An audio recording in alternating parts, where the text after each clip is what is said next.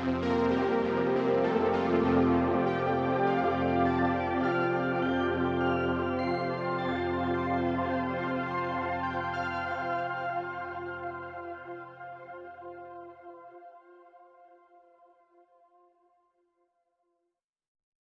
everybody, welcome back to the Dungeon Dive. Daniel here. I hope you're doing well, and if you're not, I hope you are soon. Okay, today on the Dungeon Dive, we are going to continue our coverage of League of Dungeoneers. And in this episode, we will talk about character creation and party management. So the character creation in League of Dungeoneers is fairly complex, especially when compared to other board games. It is definitely more complex than something like Warhammer Quest, but not quite as robust as something like Dungeon Universalis, which Dungeon Universalis kind of sets the standard. It's the gold standard. It's the bellwether for character creation in a board game. League of Dungeoneers gets close, but it doesn't have nearly as many classes or races or skills as Dungeon Universalis does. But in my game that I am going to play, I am going to play as two full-fledged heroes with character sheets, and I'm also going to play with two hired mercenaries. And the hired mercenaries I am going to use are Ameth Deltroft, a warrior priest, and Lanthroom Silvermoon, a thief. And so here is the standee for Amoth there, and here is the standee for Lanthroom. So these are going to be my two hired guns. They will be part of my party until I dismiss them or until they die. And then for my two full-fledged characters, I will play as a wizard and a warrior. I like that combination when I am playing a multi-hero game. Off camera, I created my wizard, my female human wizard. That's her standee there. And her name is Bella Starkweather. So I've gone through the entire creation process with her. She has a 38 strength, 41 constitution, 40 dex, 47 wisdom, and a 38 resolve, 11 hit points. She can use class 2 weapons one-handed and class 3 weapons two-handed. Weapon classes, the different classes dictate how heavy they are to use if you have to use them with one or two hands, and that's kind of based off of your strength. Class 6 weapons always need to be used two-handed, and those are something like crossbows and bows. So your skills in this game, the skills are it's interesting. I'm not quite sure how I feel about the skills yet. So the skills, you have combat skill, you have range skill, dodge, pick locks, barter, heal, alchemy, perception, arcane, and foraging. However, 4 of those skills are based off of your dex, and 5 of those skills are based off of your wisdom. None of the skills are based off of your strength. So if you are going to be a melee character, think carefully about putting a lot of points into strength. Strength will give you possibly a bonus to your damage, but you do need a lot of strength to even get a +1 bonus to damage. You need at least a 60 strength. So that's pretty insane. You can only go up to a damage bonus of 3 with an 80 strength. Your constitution will give you some natural armor. So that is one thing that constitution does benefit, but again, you will need a constitution of at least 50 to gain 1 point of natural armor. Your strength does dictate the class of weapons that you can wield with one hand or two hand, and strength also does dictate your encumbrance, how much you can carry. And encumbrance is It's a rule that the game does suggest you can ignore if you want to strip away some of the complexity. But in this game, I think encumbrance is pretty important to the balance because it's one of the only things that is dictated by one of your core stats. So I'm going to try playing with encumbrance. Usually in these kinds of games, I tend to ignore encumbrance just because that is a kind of bookkeeping that I don't like. But anyways, back to Bella Starkweather, my human wizard. Level 1, all races except for, or all species except for halflings start with 0 luck. I have 1 energy. Energy is a currency that you can spend on perks to trigger a perk. Wizards start with a staff, and a staff does 1d8 damage. It is a class 2 weapon, 5 encumbrance. It is a defensive weapon, so that does give me a +10 if I take a parry stance. However, staves are also weak, so they only have 4 points of durability. And when you start this game with your starting weapon already has some damage. So I rolled a d4, and my starting weapon took 3 points of damage. So my starting weapon only has 1 point of durability before it breaks. Okay, then you start with 150 coin. With that coin, I bought a padded jacket. I am a little confused. Hopefully Michael can watch this and answer this question. I am a little confused about the weight of armor. So the book says that wizards can't use anything heavier than leather armor. Leather armor is right here. I'm not sure if padded armor is less than weighted armor or more, because a padded coat has an encumbrance of 6, and the heaviest leather is 4 for a leather jacket. So I'm not sure what dictates the weight that certain classes can actually use. So Michael, if you can chime in possibly and let me know if in fact my wizard can use the padded jacket. But I bought a padded jacket.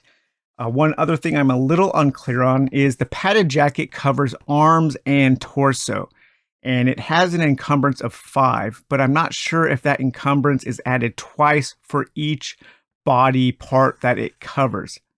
I'm not clear on that. So on pieces of armor that cover multiple body parts, is the encumbrance cumulative between all the parts, or is it only used one time? So that is another kind of question I have out to Michael. Then with my remaining money, I bought 2 torches because torches are pretty important to bring into the dungeon. My spells, I have 3 spells. I have Flare, Light Healing, and Hand of Death. So Flare is a magic missile style weapon. I can shoot some kind of like light blast, and it does 1d8 damage. My Light Healing is a quick, all of my spells are quick, so they're 1 action point to cast. I need to have a line of sight, and I can heal a creature for 1d6 damage.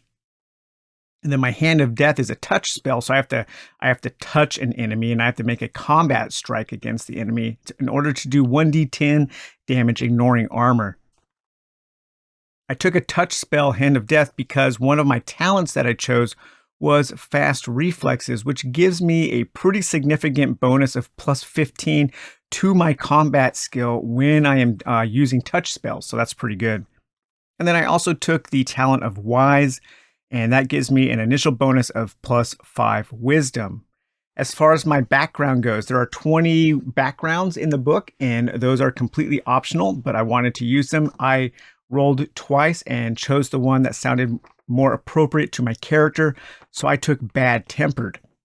So this wizard, she's kind of a curmudgeon, and I take a -2 penalty to all of my morale party rolls, but that also gives me a +2 sanity. So my starting sanity is 12 instead of 10. So that is Bella Starkweather. Okay, here's Bella's standee, and then here is my standee for my Dwarf Warrior. So Dwarf Warrior, what will his name be? His name will be Carrick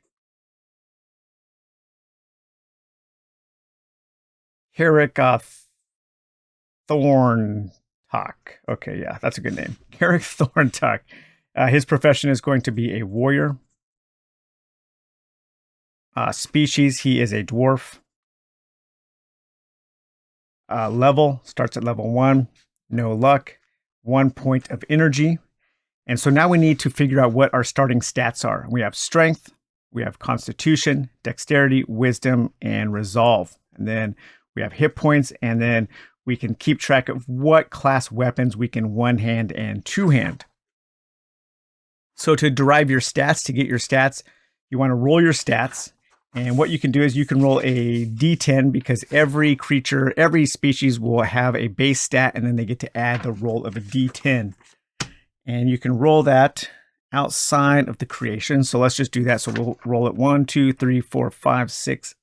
Those are skills. 1, 2, 3, 4, 5 times. 1. A 2. Okay, this is bad. A 2. This is terrible. A 2. This just keeps getting worse. And a 7. Wow, that was really, really bad. So we have all of those rolls. Now we can re-roll 2 times. So I will re-roll a 1. Give me a 2. This is absolutely terrible. Re-roll a 2 to give me a 5. That is quite a bit different. On my last character, I rolled much better. All right, so let's see here. Okay, so this is going to be a warrior. A warrior needs to have a high dex because all of your combat skills are based off of your dex in this game, not your strength. So that 7 will probably go towards that, the dexterity. But let's see here. We also have a specialization. Each hero gains an extra 15 points that may be distributed on their stats. However, no stat may have more than 10 points given to it. So you must divide the points there. Okay, so let's see here. I think I want to give so I have 15 points. I'm going to distribute those to these bonuses here. I'm going to give 3 points to make the 7 a 10. I will give 3 points to make the 5 8. Let's go ahead and give 4 points to make that a 6. 3 points to make that a 5, and 2 to make that a 4. Okay, so that should work. 5, 8, 6, 4, and 10. Okay, so let's take a look here. And we are a dwarf. So dwarves are short but broad, often muscular, and their mandatory service in the mines under the mountains of the world. Their beards grow thick and long, and they serve as a symbol of their status. The longer the beard, the more respect they earn amongst their kindred. Female dwarves are every bit as sturdy as their male counterparts, and are seen just as often on the battlefield wielding an axe or hammer. There have been numerous conflicts between dwarf and goblin clans, and the dwarf's inability to forget a misdeed against them has led to full-blown hatred. So traits, they hate goblins and they have night vision. And they start with a 40 strength, a 30 constitution, 25 dex, 25 wisdom, and a 30 resilience. Now see, because I don't like that the combat skill is derived from dex, because dwarves are supposed to be great warriors, but your dex is only 25. That is super low. Even if I were to add 10, that would only bring my dex up to 35. So that means a 35% chance to hit something. Yeah, that is one of the main things I do not like about League of Dungeoneers. I think that combat stats should be it should come from your strength. I mean, that's kind of a typical RPG trope, right? So, very weird. I don't know if I'm going to make this guy a dwarf because of that. He will not actually be a very good warrior. And with only being able to add 10 to my strength, I still can't get up to that first bonus of getting extra damage. So, let's see here. Let me see what my warrior. What is the warrior has a plus 10 to his combat skill, so that would be up to a 45. So a 45% chance. That's still less than a 50% chance of hitting. Well, let's see how it goes. Let's see how it goes. Let's stick with the dwarf. I really do think combat skill should be derived from strength. Let's go 10 for Dex. So Dex 25 plus 10 is 35.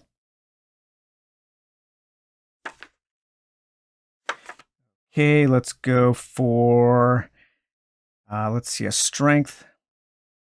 If I put my strength up to 48, that does get him close to that, oh man, 60 to get a +1 bonus.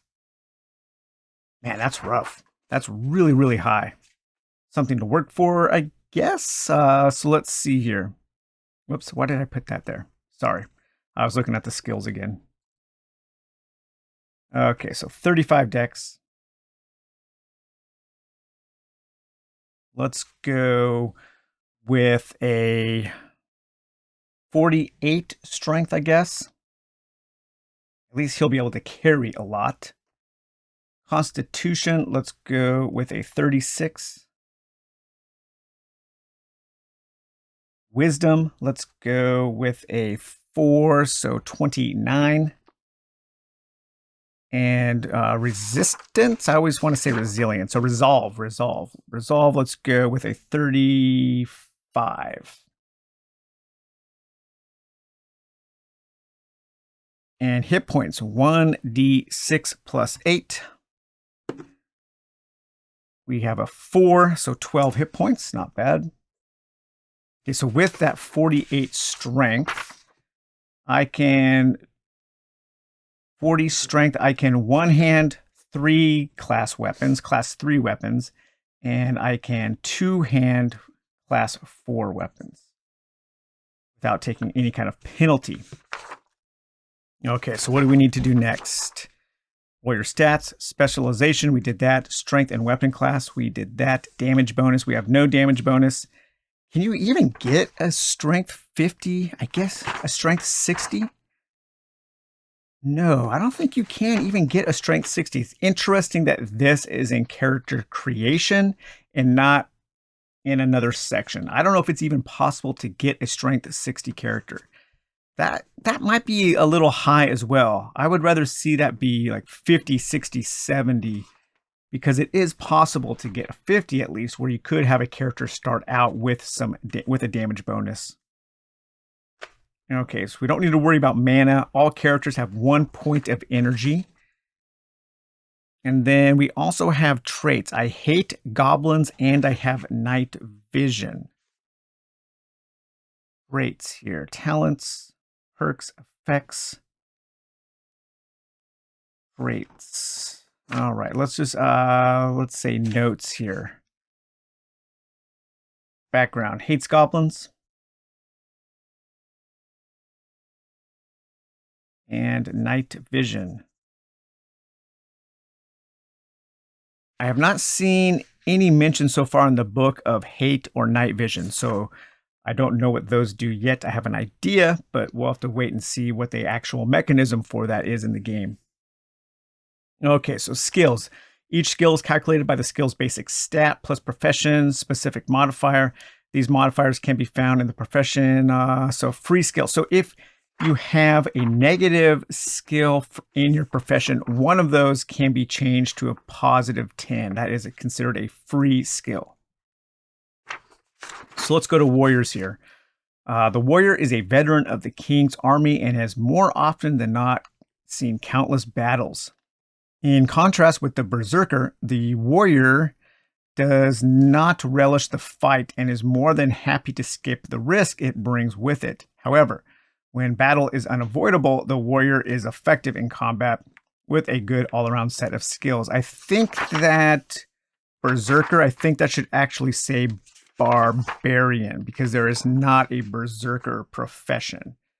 I have noticed there are quite a few mistakes in the rules. That is one downside. That is one downside to this game. I know it has been going under a lot of revisions over the past year, and I don't think all of the revisions were carried through everywhere in the book.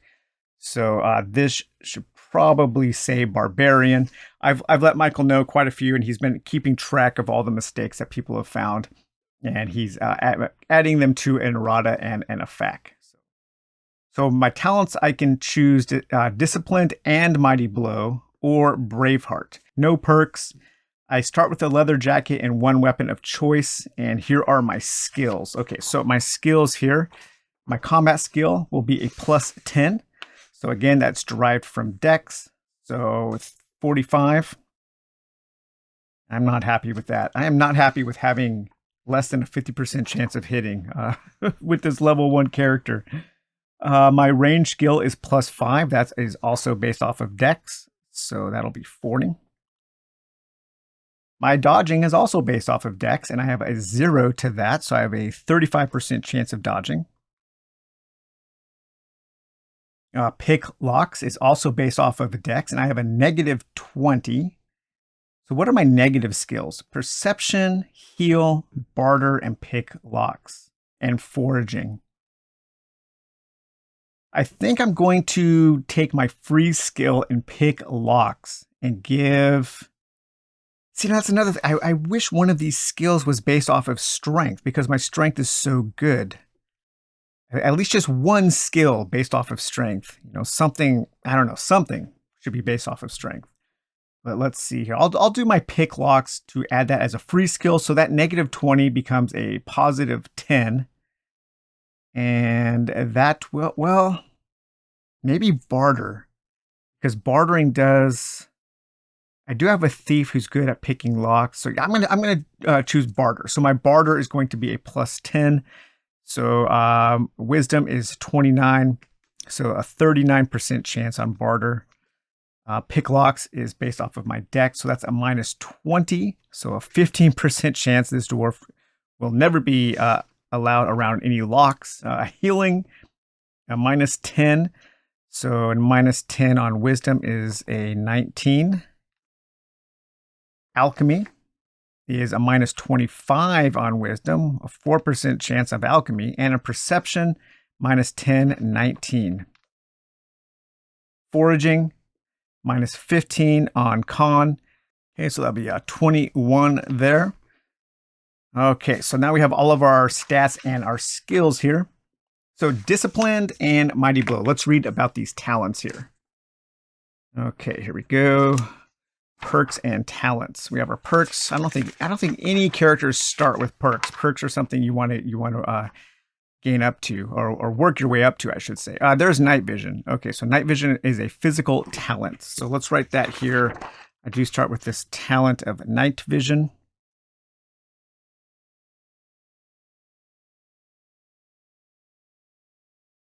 And what were we looking up? I completely lost track there.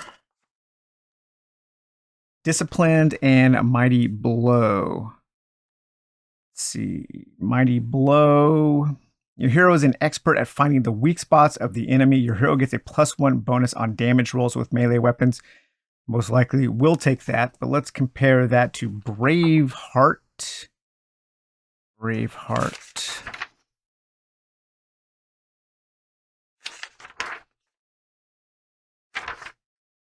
Braveheart. Your hero is braver than most. +10 bonus on fear and terror tests.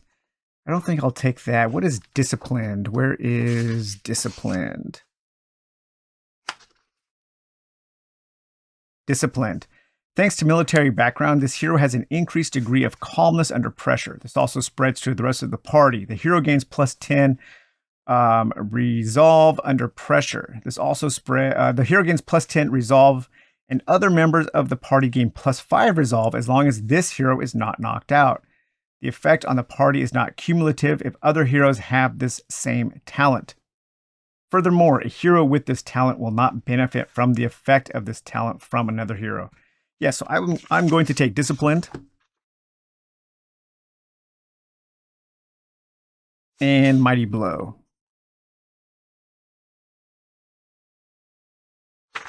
So I will fill in the rest of those details later. There is a space to keep track of your dog. All characters start with a small backpack. As you gain larger backpacks, you can carry more, but you might have some penalties to your dex. Again, man, this character's dex is going to be the death of him, I believe. Okay, let's see. Do we have anything else to do here? Character basics. Oh, yes. A weapon of my choice. Okay, so We have 150 coins. And I do think that I should be a sword and board character here. So equipment, we have weapons and we also have some shields. Shields are very expensive and so are weapons. I start with a weapon of my choice though, right? As a warrior. Leather jacket and a weapon of choice. Okay, so a leather jacket. Let's take a look at a leather jacket real quick. Leather jacket covers the torso and arms. Okay, so torso.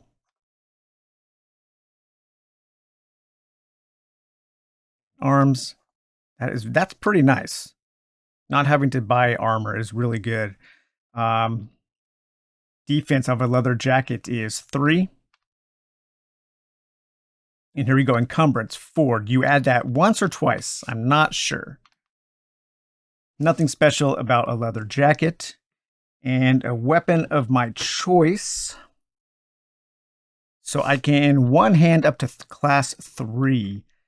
So I can one hand a broadsword, a battle hammer. I could, let's see, okay, so those are the 2 kind of big class 3 weapons. Do I want a battle hammer or a broadsword? Battle hammer has a thing called built for offense. And built for offense means that there's a penalty. These are not optimal to parry with and suffer a -5 combat skill while parrying. This is cumulative with the slow special rule. Broadsword does 1d8 plus 2, and a battle hammer does 1d10. The 1d8 plus 2 is better overall damage because of the plus 2. So I'm going to take the broadsword. My free starting weapon. Not broadsword, broadsword. Okay, so that's a one-handed. I can do that one-handed. My damage there is going to be a 1d8 plus 2. So that guarantees me 3 points of damage at least. That's pretty good. This is a class 3 weapon. The encumbrance is 8. And it has no special traits. Let's see, I believe, yes. So I do need to roll for damage on this. I guess I probably need to roll for damage on my leather jacket as well. Let me see if that is actually right here. Yes, so your hero will have some starting gear, but it has been used for quite some time and is worn. Roll 1d4 for each piece of equipment and add that damage to the character sheet. So all new mundane weapons and armor start with 6 points of durability. So let's roll to see how much damage my broadsword has. So I can go up to 6. 1, 2, 3, 4, 5, 6. I'll put an end point there. And right now my broadsword starts with 1 point of damage. Okay. 1, 2, 3, 4, 5, 6, and 6. You can increase your armor and your weapons durability by adding magical properties. When you add a magical property to a weapon or to an armor, the durability automatically goes up to a max of 8. Pretty nice. So my leather jacket in the arms has taken 2 points of damage, and in the torso has taken 3 points of damage. Okay, I still have 150 coins. I think I need to buy a shield because I can use a shield since I have my one-handed broadsword. I think I'm going to get this heater shield here. It does cost 100, so that'll take me down to 50 coins. But I have a heater shield. Heater shield, always such a great newbie shield in Dark Souls there. That gives me a defense of 6. And a class, it's in the class of 3, so that's fine. I can one-hand that. It has an encumbrance of 10, and it has nothing special. So I have 50 coins left. I think I might want to take some kind of general equipment. Probably some bandages. Although, nope, his healing skill is really bad, but I could buy them and allow somebody else to use them. Bella's healing skill is 42, so that's pretty good. So maybe I will just carry some some bandages for, let's see here, bandage or linen. Cost 25. I could get 2 bandages that heal 1d8 hit points. So bandage. So you have quick slot items, and at the beginning of the game, with your belt or whatever you are donned with, whatever you are wearing, I should say, you can carry 3 items in this quick slot. However, items in your quick slot you can use in battle. You can, you have quick access to those, but they can also be damaged when your character does take damage. So that's 2 bandages. That brings me down to 0 coins. And let's see the background here. We will roll 2 backgrounds and choose the one that is most appropriate for Carrick Thorntalk. 1, Wanderlust. So as a Wanderlust, you have a personal quest where you need to visit all the settlements on the map. That's 10. Once done, you gain 1500 XP. I love Wanderlust. That is such a cool background. And let's see, I'm probably going to choose that unless I really like number 10 here, which is Proving Your Worth. Personal quest. Kill an enemy that gives you 450 XP or more. You do not need to strike the final blow as long as your party makes the kill. Once that is done, return to your father to claim the armor. Randomize in which village, not Silver City, you were born and raised. If you are a dwarf, randomize between the 2 dwarven settlements. This can be done by simply spending 1 point of movement in that village. Or 1 point. You have 1 action point basically in a settlement phase. So it's not. I don't think it's not movement, but it is your settlement point. Probably another holdover from an earlier edition of these rules. This is the armor of the father as described in the legendary items chapter. Interesting. So if I kill a mighty foe, I can claim my heirloom armor from my father. I wonder what kind of creature needs to get 450 more. Let's see. Armor of the father. Where is that armor? So these are all the legendary weapons. And there are going to be a lot more. So in this small sample for the expansion pack that I should be receiving, there are more legendary weapons on cards, and those will all come with their own unique art. I think right now there are 30. But I don't see the armor of the father. Horn of Alpham, Bow of Divine Twilight, Stone, Gauntlets, Belt of... Okay, so it looks like we found another piece of errata that needs to be added. That's really unfortunate. There's quite a bit of errata. That's not cool. Let's see. Make sure I read that right. You can find the armor. Oh, let's see. Maybe I misread the name. Let's see here. Perhaps it is the breastplate of Ranulf. Bet that's it. But let's double check. I think I'm going to choose Wanderlust though. That sounds more up to my style of gaming. So that is going to be my character. We will take a Wanderlust here. I need to find out what hates means. Erase that there. Background hates goblins. And I have Wanderlust. So my 2 main full-fledged characters are Carrick Thorntalk, warrior, a dwarf warrior, and Bella Starkweather, a female wizard. And then my 2 mercenaries who are joining my party are Lanthrune Silvermoon and Ameth Deltroft. So this is my party. Now I can finally start playing. I'm going to jump into that first training mission called First Blood. So all right, guys, well, hope you enjoyed this video on character creation. We will talk to you later. Bye-bye.